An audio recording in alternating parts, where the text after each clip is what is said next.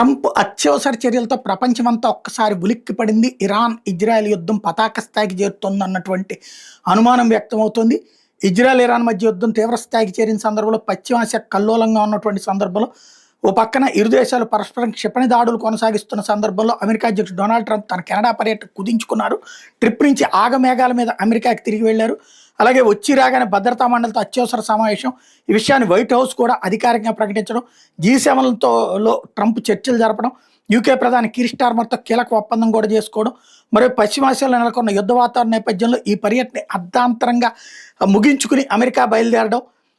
వీటిన్నిటికి తోడుగా కెనడా కాలమానం ప్రకారం సోమవారం సాయంత్రమే G7 సభ్య దేశాల నేతలతో ట్రంప్ గ్రూప్ ఫోటో దిగేసి ఆ తర్వాత అత్యవసరంగా తిరిగి వెళ్ళాలి, చాలా ముఖ్యమంటూ అక్కడ నేతలతో చెప్పడం.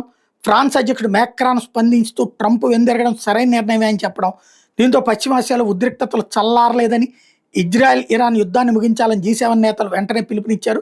మరోవైపు అమెరికా రాగానే ట్రంప్ కీలక నిర్ణయాలు తీసుకునేటటువంటి పాయింట్ భద్రతా సలహాదారులతో అత్యవసర సమావేశం చేపట్టడం, ఒక వైట్ హౌస్ సిచ్యుయేషన్ రూమ్లో సిద్ధంగా ఉండాలని జాతీయ భద్రతా మండలిని ట్రంప్ ఆదేశించడం, ఇరాన్, ఇజ్రాయెల్ ఉద్రిక్తలకు సంబంధించిన కీలక ప్రకటనలు చేసే అవకాశం ఉందన్నటువంటి పాయింట్ ప్రధానంగా వినబడుతోంది. యుద్ధం నేపథ్యంలో టెహ్రాన్లో ఉన్న పౌరులు తక్షణ ప్రాంతాన్ని ఖాళీ చేయాలని ఇప్పటికే ట్రంప్ హెచ్చరించడం. దీన్ని బట్టి చూస్తుంటే ఇరాన్ మీద దాడులు తీవ్రతరం అయ్యడంతో పాటుగా అమెరికా కూడా ఇందులో పార్టిసిపేట్ చేస్తుందన్నటువంటి పాయింట్ అయితే క్రమంగా ముదిరిపాక కనబడుతోంది. అంతర్జాతీయంగా అందరూ కూడా ఇప్పుడు ఆ దిశగా చూస్తున్నారు.